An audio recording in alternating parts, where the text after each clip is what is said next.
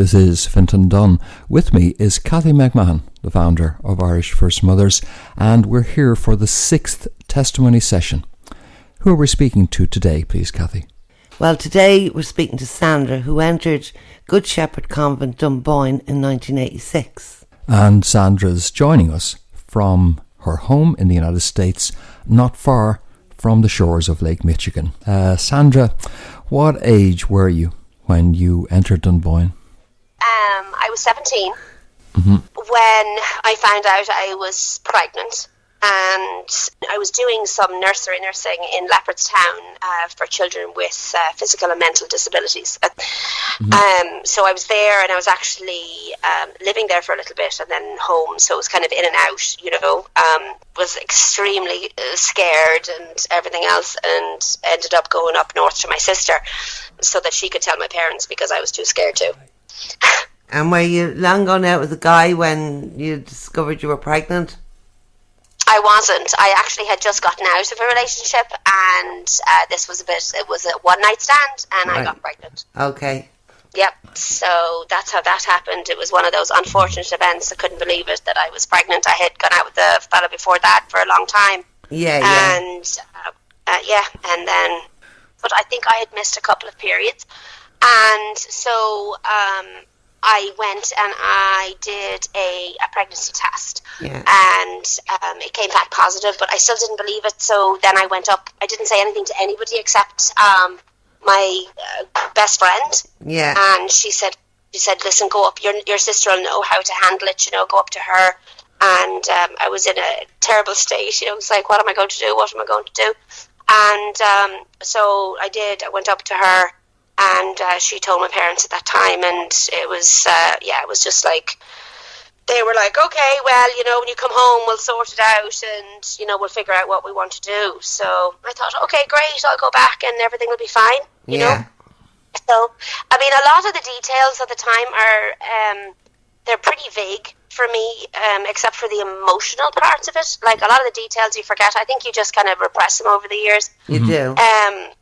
You do, so there was great talk in the house about the neighbours and the family, and nobody could know about it, and the shame and everything that I brought onto it. And I remember saying to my dad, but I want to keep the baby, I want to, I don't want to give the baby up for adoption or anything else. And I remember him saying, I mean, I know he was in shock and everything else, but I remember him saying to me, if you were stupid enough to get pregnant, you're not smart enough to take care of this child. And so I don't even know how they knew about Dunboyne where I went, because I definitely didn't know about it. Maybe because I was too young or whatever, but I'd never heard of them. Never heard of them. And, when you're in, secondary school and everything else, I'm sure I wasn't the only one that ever got pregnant. But again, that was probably, all in secrecy too. We never knew if they disappeared or where they went. It wasn't talked about. So I never knew. And were your parents religious? Very, very. I grew up in a very, very strict home church religion.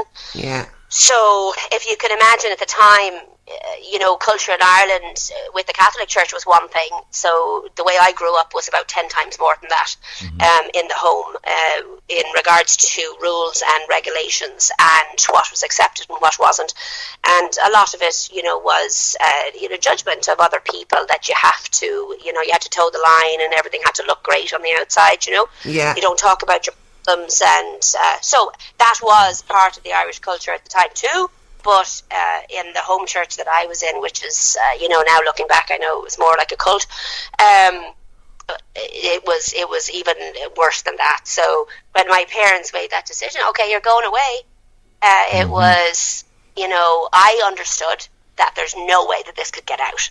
Right. That this would ruin my family, absolutely ruin it. So from that standpoint, it's like, God, like, I understand, like, why you're sending me away. And you don't really, you're young, you don't know what that means. You don't know the effect that will have on you later when you look back at it. Like, my parents grew up, they were Protestant growing up. Right. And then they joined this religion, a home church religion, which is very similar to the Amish here, only that, you have modern things, but we couldn't listen to music or have radios in our cars. We couldn't cut our hair, we couldn't drink, couldn't smoke. So needless to say, you broke all 16, the rules. I kind of rebelled a little bit, Yeah. And I think when you grow up in an environment like that, I think when you go out and try to live your life a little bit, it's a little bit extreme. Yeah. And I just ended up getting pregnant, and that was kind of the icing on the cake for my parents. I was the bad child, the black sheep of the family, and how could I bring such shame and all of that on the family? Yeah. So. How pregnant were you when you went to Dunboyne, and how did you physically get there? Well, right, I think I was. Now, the only way that I know all of this is that I started keeping a diary. So this is the only way that I can remember dates and the details of different things. Yeah. I have in there that I got to Dunboyne in October of 1986. So that would mean I was only 3 months pregnant. I wasn't even showing at the time. Right. But I know that they were so afraid that I was going to start showing and somebody would notice. Mm-hmm. So they told everybody I was going away to England. I had a job offer in England, and I was going there for the better part of a year. And so they drove me down to Dunboyne, and I don't remember there being options as to different places to go. It was just like, we're going to Dunboyne, and I knew where Dunboyne was because my dad was a big hunter at the time, and we had he was in some gun club down outside of Dunboyne, so we used to go down there all the time. So I was familiar with the area, so I'm like, okay, we're going to Dunboyne, nice little town kind of thing. But I remember going down, I think it was just my mum and my dad, and driving in the big gates, and up the driveway to, it looked like a big Victorian kind of a house, very grey building, and you kind of don't know what to expect and everything. So they dropped me off there. I remember going in. I don't remember very many details of inside, just the room that we went into. It was a very dark room. Yeah. Small, and we were sitting on like a couch kind of a thing or whatever, and they were talking to my mum and dad, and I didn't know what was going on. I didn't see anybody around. The place looked empty. Like, I saw nobody. I'm like, is anybody else here? Am I the only one? Yeah. And, only to find out later that, if anybody comes, you have to hide because in case anybody recognizes you. Right. So that's why nobody was around when we came. But, so that was October, I think it was the end of October in 86, and I was there until March 87, the end of March 87, when my son was born, and then I was back there for a couple of weeks after he was born. Okay. About a week and a half, and then I ended up going up. It was a long story, but while I was there, even though I wasn't Catholic and I never went to Mass or anything when I was there, we had a priest that used to come once a month, I think it was, and he used to listen to the nuns' confessions, and he would say Mass. Yeah. And he would come, and I never went to Mass, so he would always come over and talk to me, and then we started playing drafts and Trivial Pursuit and stuff, and we got a great friendship going. Mm-hmm. He was really, really nice. He never talked about the pregnancy, nothing else. He was just always concerned about how I was, and never talked to me about religion or anything, because I wasn't going to Mass. I thought, he's trying to win me over, Yeah. But he didn't. We just were really, really good friends. And so he had said to me, he's like, listen, the only time he had ever said, he's like, when it was getting closer to the time when I was due, and he knew that I didn't want to give the baby up for adoption and everything else, but I didn't have a choice. So he says, listen, why don't you just take some time away and come back up to where he was? He was in a castle in Dunamon Castle in Roscommon. He was with the Divine Word missionaries. Mm-hmm. And he's like, why don't you just come up and just, spend a couple of weeks, up there after you give the baby up and just kind of clear your head and all of that kind of thing. So anyway, so I went back to Dunboyne for a couple of weeks, and then I went to Roscommon for a couple of weeks, and then I went home. Okay. And was your baby with you in Dunboyne? No. The baby was born in Holles Street at the end of March, and I had the baby in there for 5 days, took care of him, and then he was given up in the hospital. Right. I had to give him up. And was there preparation for that? in Dunboyne beforehand, and were your parents supportive while you were there? Were they visiting? Who was calling? Right, my mum and dad were very supportive while I was there, and out of sight and out of mind. Mm-hmm. I don't honestly hold anything against my mum and dad. I've always had a great relationship with them. Yeah. When I look back, they did the only thing that they knew, and I don't know if that's just my defense of them, because I do love them. They're gone now, rest their souls, but when I look back, I know my dad talked to me about it before he died in 96. It was something he regretted, his entire life, that the whole thing happened the way that it did and went down. I think they both grieved. But having said that, it was still a secret for, 20 odd years before they died. But anyway, I'm getting off track. Pinto, what question did you ask me? I forgot. Yeah, well, I was just wondering about the, immediately before going to Hollis Street. Well, presumably you were taken in and out of Hollis Street. Yeah, anything could come up. Yes. So yes, they would come down and visit me 2 or 3 times a week. They'd bring me food, things that I like to eat and stuff like that. And some of my best friends that I had grown up on the road, where I grew up in Ireland, they would come visit me. So 2 of my friends knew about it, and my own immediate family. So they would come see me, but there was never any talk about the pregnancy, about the baby, about any of those things until closer to the time when I was due. Yeah. And I think when you're there too, it's like you're pregnant and everything else. You have no idea what it's going to be like when the baby's born. You're going through, like, everybody's telling you. You see the social worker and they're like, well, you've no other options and you have to give the baby up, and you have your parents, well, this is the only option, this is what you have to do, and you can get on with your life. You can't give the baby anything. The baby needs love, and it needs 2 family. It needs a mother and a father, and it needs all of those things. And so you're like, okay, well then I don't have anything. I agree.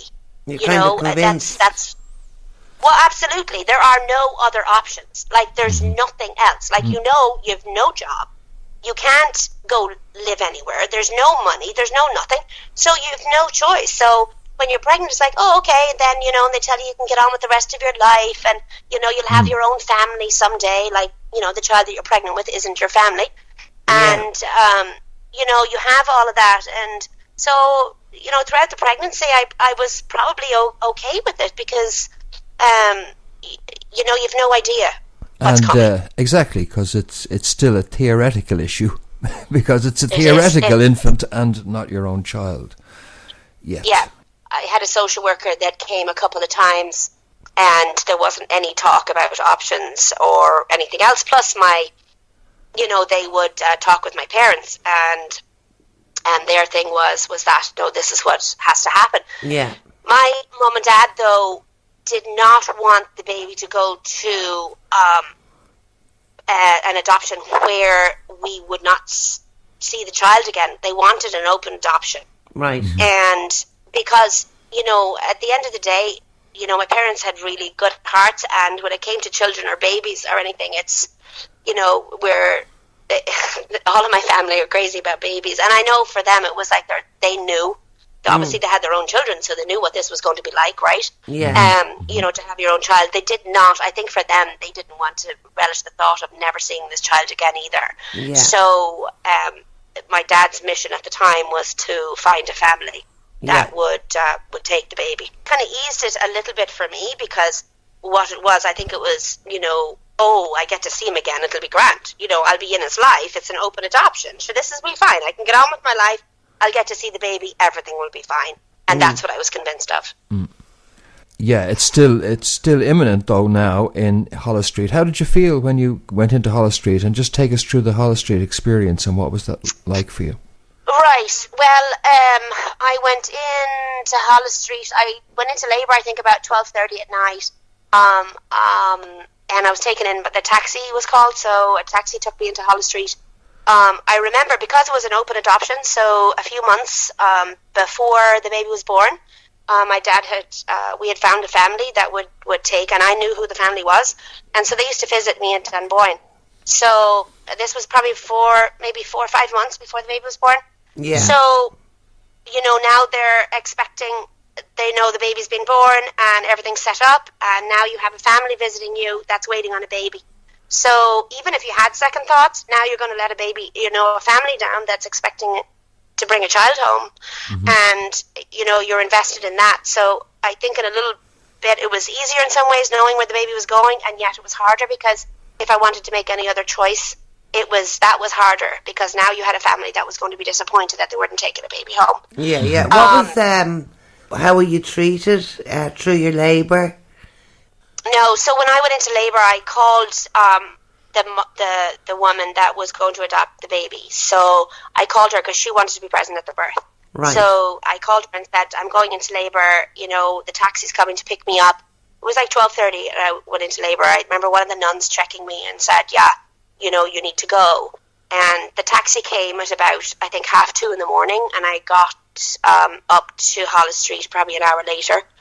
And I don't remember much details. I remember the labour ward, and I remember the bed I was in. They had to break my waters a few hours later, and then there was still nothing. There was no pain medication or anything. I remember I wrote in my diary afterwards, and I probably would not have remembered this, only I wrote it down, that at 8 in the morning they gave me a drip of poticin, but no painkillers. And knowing now, what I know about Pitocin, that it increases your contractions and makes everything so much more painful. The fact that I didn't have pain meds was just absolutely horrific. Yeah. I remember distinctly beside my bed there was a locker that looked like it had like a little railing thing on it, very thin rail, but something that you would hang a towel on or something. Yeah. And I remember I bent it during one of the contractions. It was so painful. Okay. And was there somebody with you throughout the labour? So the only person that was there was the woman who was going to take my baby. Okay. So she was with me, but the nurses, I was never referred to by name when I was there. I remember they called me, Mrs. and my last name.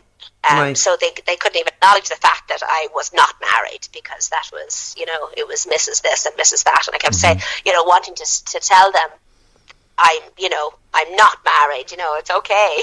Yeah, but they didn't. But no, it was very, there wasn't any support. I mean, once you're out of the labour ward and then you go up, to the regular ward, you have to keep the curtains around you, visiting time, all of that, because if anybody came in and recognised you, you were just like, it was awful. It was, it was supposed to be a happy time in your life when you have a baby, and here you are, being shunned by everybody because you had a child, you did something wrong, you had a baby, and here you are now with the curtains around you and nobody's allowed to even acknowledge that you're there. Yeah. I know. And yet, well, it's a very special and almost unique situation where you're there about to give birth and you're with the woman who is going to be the second mother of your child. Yeah. Even at that point when you're in labour, all of it's fine until the baby's born. Yeah. Mm-hmm. And back then you were in the hospital for 5 days with this baby. You got to take care of the baby. I remember I wrote in my diary that at 6:30 in the morning I would go down and get the baby from the nursery, and I would take care of that baby all day long till 11 o'clock at night. Yeah. So I had 5 days of just taking care of him and talking to him and bonding with him. And that was the worst thing ever. Sometimes I think back, God, it'd be better if the child had been whisked away the minute I gave birth, that I never even got to see him. Because those 5 days are days that you never, ever, ever get out of your head. Ever get out of your head. Yeah. You never, ever forget the face. You never forget what they smell like. I can still smell him. I can still smell what he smelled like in those 5 days. And when I think about him, even though he's 30 years old now, when I think about him as he's 5 days old. Yeah. Because that was the last time that I saw him when he was mine. And did his adoptive mother spend time in the hospital during those 5 days? They would come and visit. Right. They would come. I mean, they were very supportive. Honestly, they were a lovely family, and I knew them well. And they couldn't have children, and this was just it was a blessing for them that they would have this child. But they were extremely supportive and extremely nice, and it was supposed to be a good thing. It was supposed to be an easy thing, and it ended up just being a nightmare. So when I took care of the baby for 5 days, and then there was great talk during those days to my parents and everything that I can't go through with this. Like, I cannot. I had to take this baby home. I called my sister. My siblings were married at the time, and I'm like, please, would you please help me raise this baby, or just take the baby as your own, and I'll pretend it's not mine, just so he's in the family, Yeah. Anything I would have done. I would have absolutely given my soul away to take that baby home. And I remember on the 5th day, I had, back it up a little bit. When I was in Dunboyne, I was a great avid knitter. Right. And the thing then was to knit the clothes for the baby to go home in. Yeah. And a lot of the girls that we were there didn't knit, so I ended up knitting a lot of their little sweaters and booties and hats and everything for the babies to go home in. So I had this little special one, that a very fancy little cardigan and booties and hat and everything that I knit. Mint green, I remember, and because I didn't know if it was going to be a boy or a girl. Yeah. And I knit that. I remember on the 5th day, I went down to the nursery very early in the morning to try and get the most out of the day with him, my last day. And I came up and I dressed him. Yeah. I remember dressing him, and then I took all the clothes back off of him again because I wanted to look at him, and hold him with just the nappy on him, and then dressed him again, and then my parents came, and the adoptive parents came, and then a nurse or somebody came into the room and said, it's time. You need to hand the baby over. And yep, that was that. I did, and it was. I just remember grabbing my things and just running, screaming out of the hospital after the baby. It was like something from a movie, a very bad movie, And my mother was trying to stop me from running and screaming, and it was something like, I remember I looked, when I read my diary, it was like, I think what I wrote in there, it was like my heart was ripped out of my chest. Yeah. And so I was driven back to Dunboyne. I wasn't driven home because I still had a big belly. Yeah. So I still had to go back there. So when you think of the grief that you're in, you're still not accepted home. Yeah. And I had to go back there for a couple of weeks, and then I went up to Roscommon, so I really didn't get home until like a month after the baby was born. But while I was back in Dunboyne, a couple of weeks later, they actually brought the baby down so I could see him, but it was too soon. Like, I remember it was just going through the whole heartbreak again when they left with him. Yeah. Mm-hmm. Horrific. So I think on one hand it would have been easier for me to never have seen him, than to be reminded every time they brought him down to me. I was supposed to be okay with the fact that you're taking him home and I'm not, because at this point I was so bonded and he was mine and nobody else deserved to have him. Yeah. And to what extent had there been, if you like, bonding on the adoptive parent's side, and what was the moment of birth like and meeting the child? You met your child. God, they were in love. I mean, Yeah. you mean on their behalf? Yeah, and were the adoptive mothers. absolutely in love. Yeah. Yeah, I mean, they just were over the moon. I mean, to them, this was the child that they never had, could never have, so they were absolutely over the moon. And, so one part of me was that, I can't live without this child. And the other part of me was, I can't do this to them, Yeah. because, and that's what my parents kept reminding me of too, is like, what, they can't have children. You can go on and have children. You can go on with the rest of your life, they can't. So, what are you going to do to them if you keep this baby now?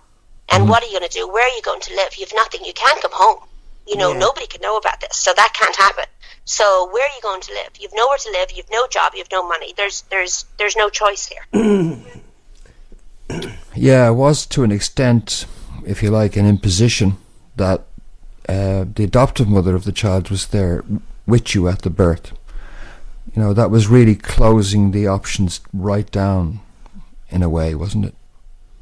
It was. And yet, while I was pregnant, I thought, geez, well, maybe that's the best thing to do, like, because here she's, you know, she wants to be part of it, you know, and I understand from her perspective why, you know, she wants to be part of it, you know, because now if, you know, you have, you know, you're going to give your baby up for adoption, if it's, you know, even the things now, it's like the adoptive parents want to be part of it, you know, and it just seemed normal at the time until I had the child. Yeah. You know, and then all bets were off. Yeah, I think though as well, in subtle ways, and maybe out of like innocence or ignorance, that really just listening to your story, that you know, you were the one that was making all the sacrifices, and yet you were the one. I didn't know that, Kathy. I had no idea. Yeah, you have no idea what you're doing. Yeah, but yet at the same time, despite the fact that you were the one that was making all the sacrifices, you were the least thought of.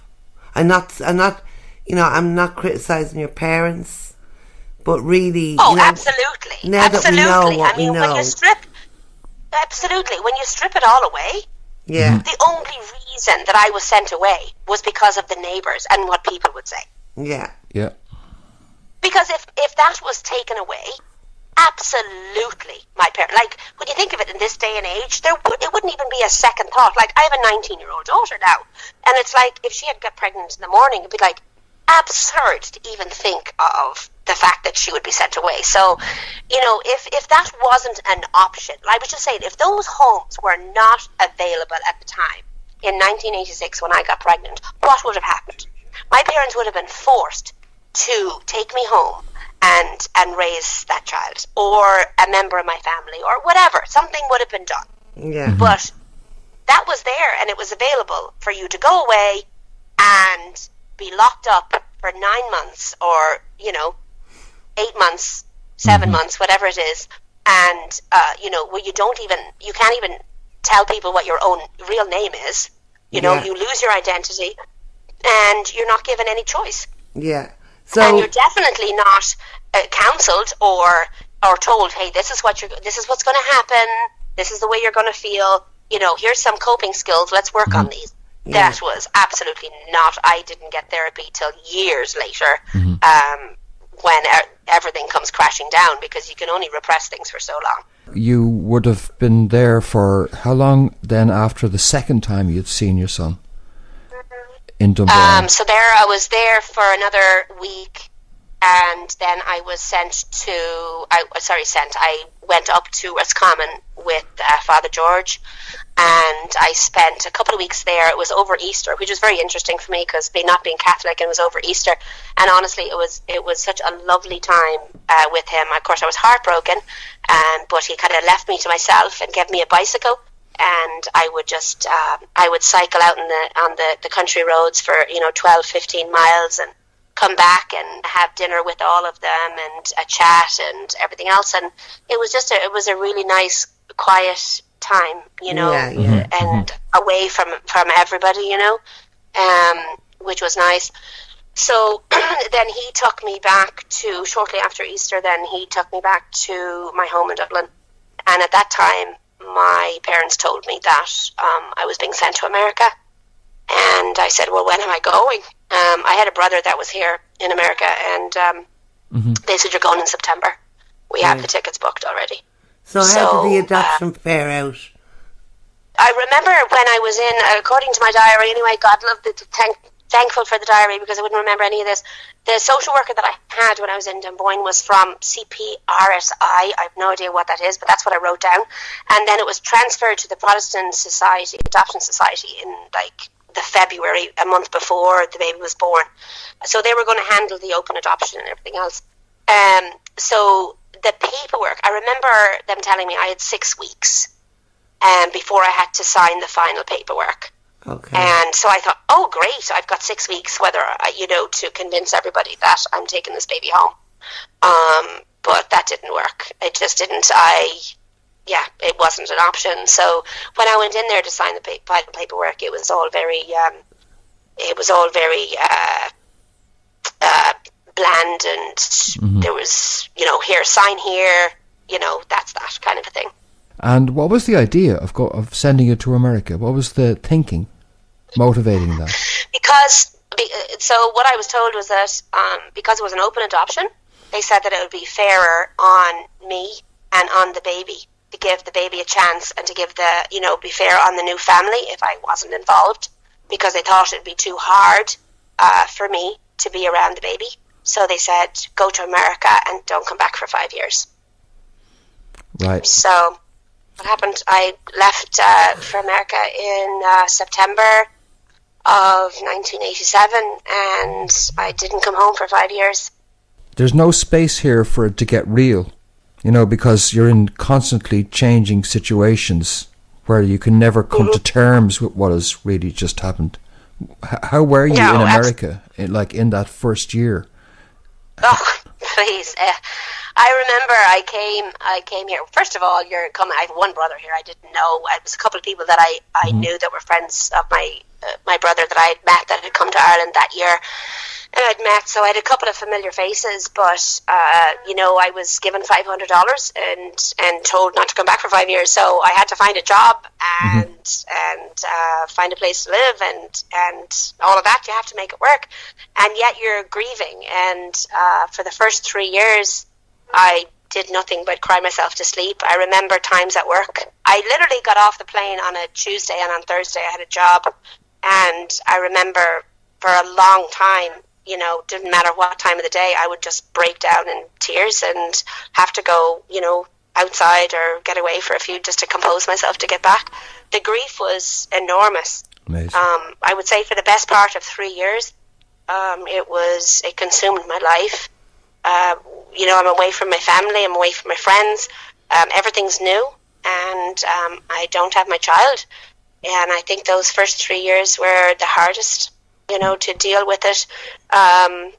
So after 3 years, I mean, obviously when I was here, I was working, and then I, got myself into school and did all of that, but to try and get it out of my head. But all the time when I was here, I was writing him letters that I could never send. And they told me just write letters to him, and then just keep him, and we'll give him to him when he's 18. So that's what I would do. I would just write letters and rip half of them up, because I'm like, he's going to think that I'm an awful idiot because I'm crying all the time or missing him, and this open adoption is turning into not that open. No, I think honestly, on one hand, when I look, like, it was an easy way to deal with things. We thought it would be easier. It ended up being far harder, because I knew where he was, and I couldn't get to him, and I couldn't see him, and I couldn't talk to him. While I was here, they would send me pictures. They kept in contact, with me and all of that. They'd send me pictures, which was great at the time because I'd see him, but then it would open the wounds again, and it would start all over. It was like I wasn't part of his life. Like, he wasn't. I wasn't there raising him and being there for his first steps and his first words and all of those things. And, it was devastating. It's a hole that has never, ever been filled, even though I've had 3 children since and love them to death. You never, ever forget that hole is never filled from that child that's never yours. Mm-hmm. Well, you're bringing out issues there that just show how difficult it is to try and get that right, if it's possible to get it right at all. Yeah, we thought, honestly, I think my mum and dad thought they were making the best choice with the open adoption. And maybe it was, because I did get to see, maybe it would have been far worse, I don't know, because I wasn't the one that experienced that. It probably would have been maybe far worse if I had never have known where he was or who he was with. Maybe there was some comfort in knowing that he was been taken care of and all of that. I don't know, but then it was kind of worse on the other hand, seeing him and not being part of his life. Like, that's my child, he looked like me, it was just it was just a daily living nightmare for me for years and years and years, and it still is. I mean, as I said, you live with that for the rest of your life. And did your own second child make a difference to how you felt about it all? Oh, absolutely.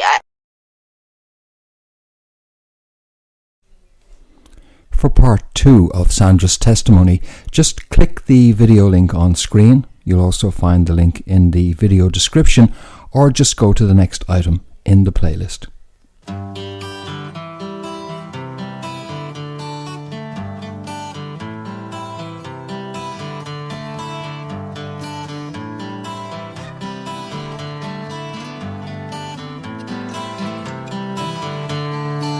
We walk the road now, the road of darkness. We walk that road till the very end. We could not see before the sunset. We could not see before the dawn. The feel of strength now in your father's arms, with no fear or no alarm. I've come here to unlock your dreams, dispel the darkness, draw the light so near. Don't close heaven's way, don't close it at all. Don't close heaven's way.